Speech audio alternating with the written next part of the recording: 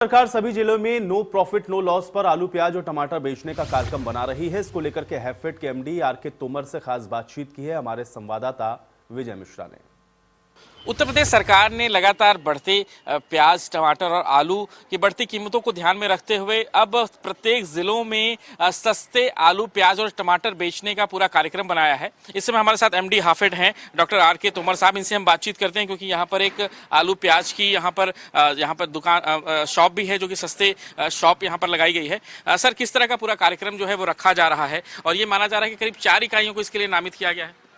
देखिए, हैफेड जो हमारी संस्था है, इस संस्था का मुख्य उद्देश्य ये है कि हम किसानों को उसकी उपज का अच्छा मूल्य दिलाएं और साथ के साथ उपभोक्ता को भी सस्ती दर पर हम वो सामग्री उपलब्ध कराएं।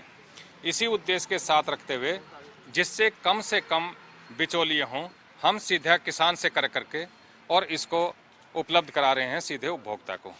और जब से सरकार ने इसकी घोषणा की है, इस हमारे एजेंसी को नामित किया है, हमने उपभोक्ताओं के लिए जो है सीधे किसान से करके और हम प्याज और आलू की विक्रय 4-5 स्थान जो हमारे हैं वहाँ शुरू किया है। एक हमने मोबाइल वैन भी चलाई है जो जगह जगह जा करके वो उपलब्ध करा रही है।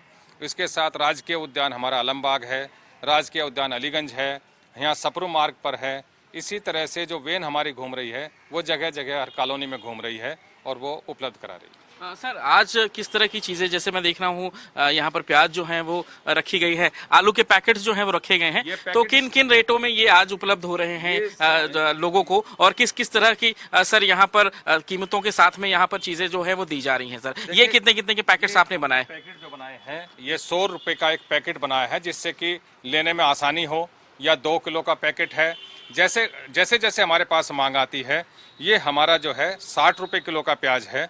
और दूसरा प्याज भी एक है जिसमें थोड़ा सा उसकी क्वालिटी से इन्फीरियर है, वो हम 45 रुपए किलो में दे रहे हैं। तो इस तरह से अगर आप देखेंगे जैसे जैसे बाजार भाव ऊपर नीचे होता है उसी तरह से हम जो है इसको करते रहेंगे और किसान के सामग्री को सीधे उपभोक्ता तक पहुँचाएं। सर, ये बताया जा रहा है करीब आपके साथ साथ में 3 और भी संस्थाएं नामित हैं और शायद भविष्य की भी कुछ योजनाओं पर आप लोग काम कर रहे हैं। देखिए, ये टॉप क्रॉप्स के नाम से हैं, टोमेटो, ऑनियन, पोटैटो।